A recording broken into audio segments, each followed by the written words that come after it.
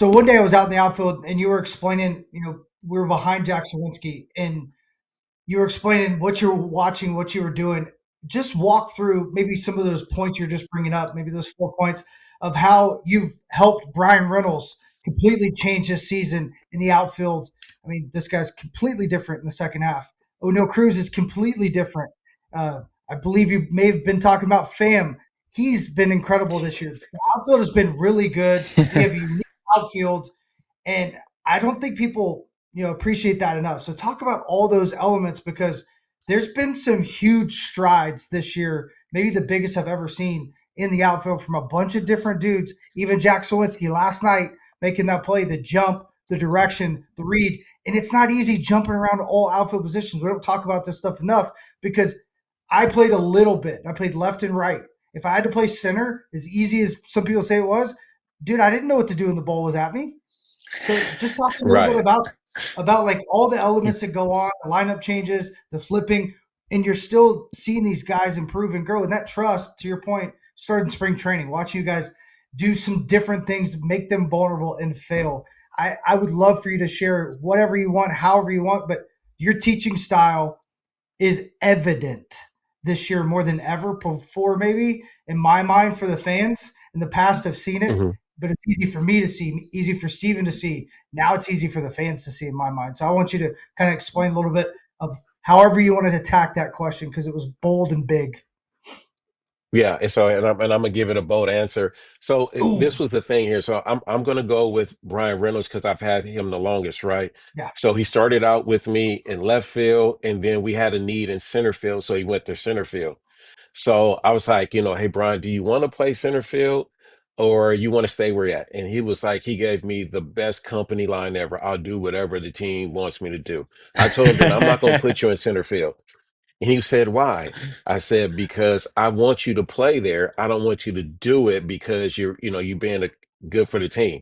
And then, we kept doing some drills. And then later on, he goes, yeah, I want to play center field. Okay, great. Put him in center field. So he went from left to center. And he went back to left and then to right field. So going to right field where he hasn't played that much, at least since I've been here, like Mm-hmm. this is the most he's played in right field. We were going to have some challenges early. And so, I was okay with that. I knew that that was expressed. So then, I went out with him one day and he was said, I'm not seeing the ball well. So again, I stand behind him and I just look at him. I noticed one thing to start.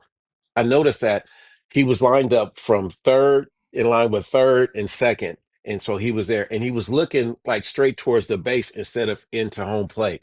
And so I said, okay, Brian, let's just turn you a little bit more towards the plate. And so when I give them something, I give them what's the best thing that can come out of it, the benefits of it. I said the benefits of it's like the ball will definitely be either on your left or your right, and it'll help you take deeper angles.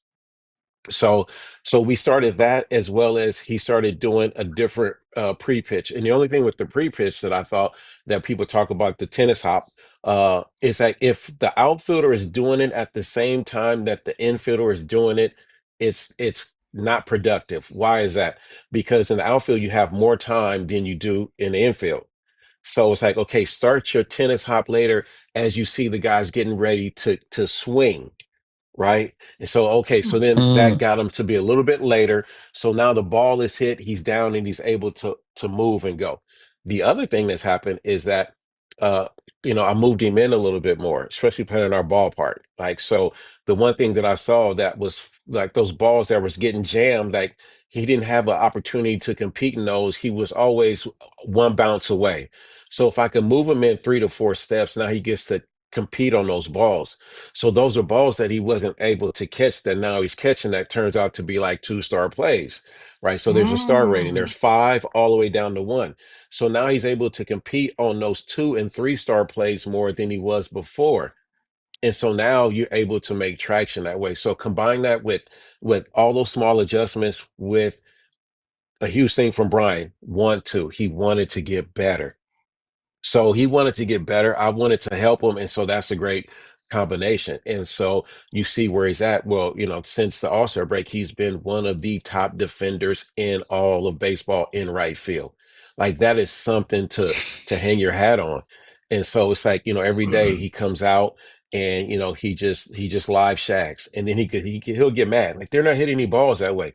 Brian, if you were able to get 25 good reads without catching the ball, like you've already won the day. So it's always giving them a perspective of like, you don't have to get like 10 fly balls in live shagging to, become a good outfielder. You can get 10 good reads, you can get 10 good read steps, and all those things that come into play. And so it's like, yeah, so it's just helping, shift the perspective of how they see things. So that was it. So Jack was really good, at going back on the ball. And then let's just use the word cautious word coming in. And so it's like, come on, Jack, I need you to be a lion coming in. I need you to attack that Hmm. ball. But the one thing was like, okay, maybe I should move him in a little bit as well since he really goes back well. And then to see him bounce around where he could be in center one day, left the another day. And if we need him in right, go to right and be able to bounce around. So then have to start tailoring our work a little bit different. Right. So it's like, when we have space, especially on the road, and we could hit fly balls and ground balls where he gets that work in left field, then that's great. He can go from there. But I just try to train all our outfielders as though they're center fielders, and we just place them on the corner. Now, only thing we focus on is like angle and slice or draw whatever that you'll get from that position. But it starts with the beginning where it's okay to fail. Like you going back on the ball and it just tips off your glove, man. Okay, like we'll get the next one. Like you gave us what you need. Sometimes you're going to do everything that we might label as correct, and you still might not make the play. That's okay. We'll get the next one. And going from there and letting them know, like, I wholeheartedly believe in them and believe in the work that we've put in. And, just being honest, like, hey, man, you guys are helping me to grow, helping me to get better, helping me to see things from a different perspective. Like, everybody should be growing, and especially in the leadership position. If the leaders isn't growing, then how can those that you charge to lead can grow as well? And then I'll Truth. say one last thing. I had a coach that coaches first base, and I really value him. He's been at this level for 41 years.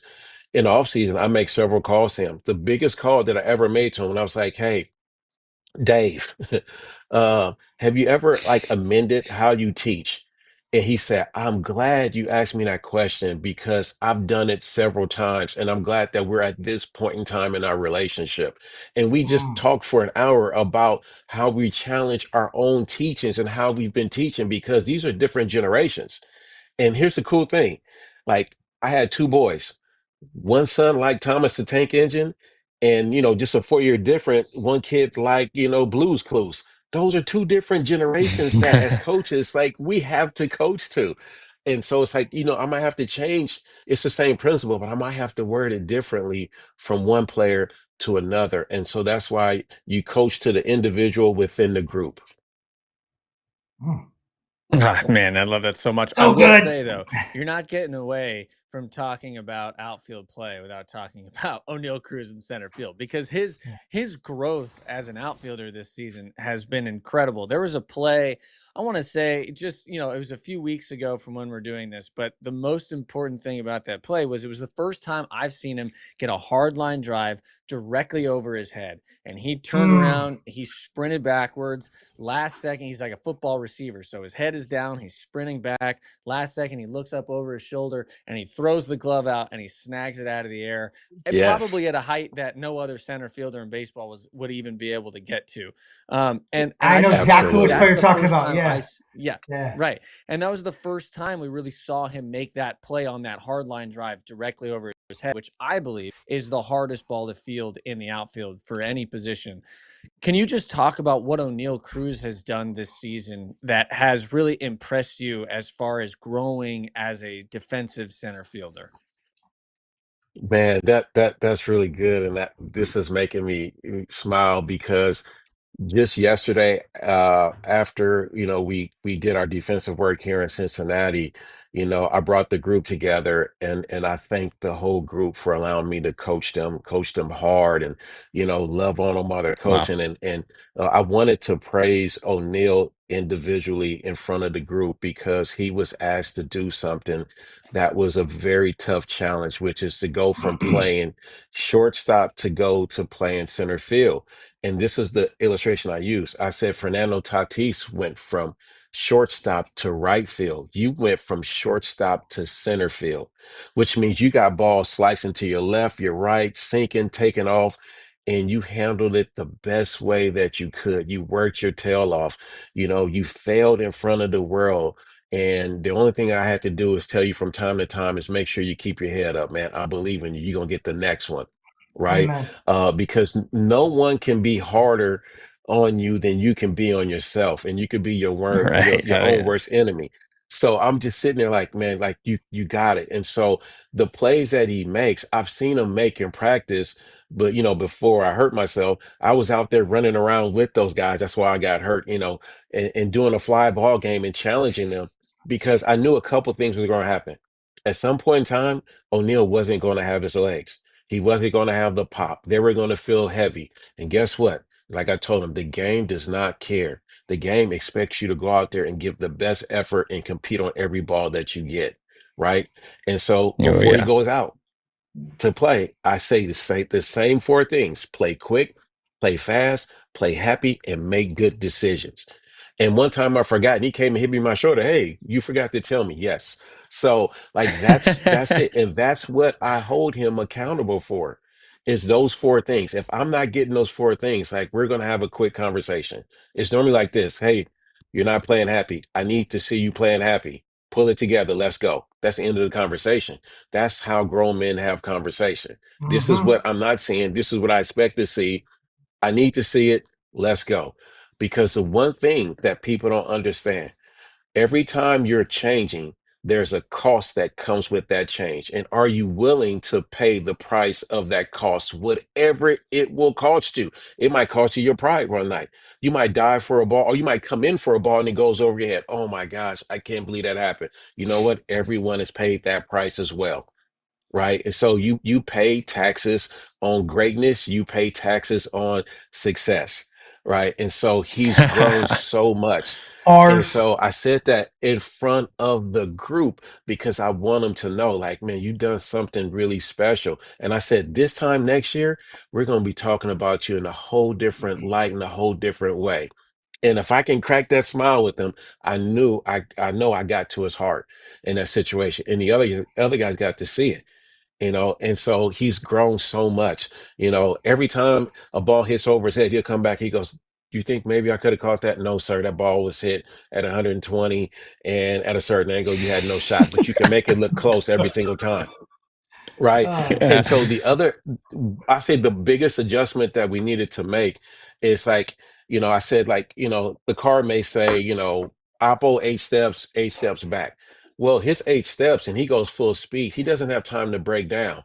And so it took me 2 series to learn that lesson where it was a cost where it's like, nope, we Hmm. cannot move him 8 steps back.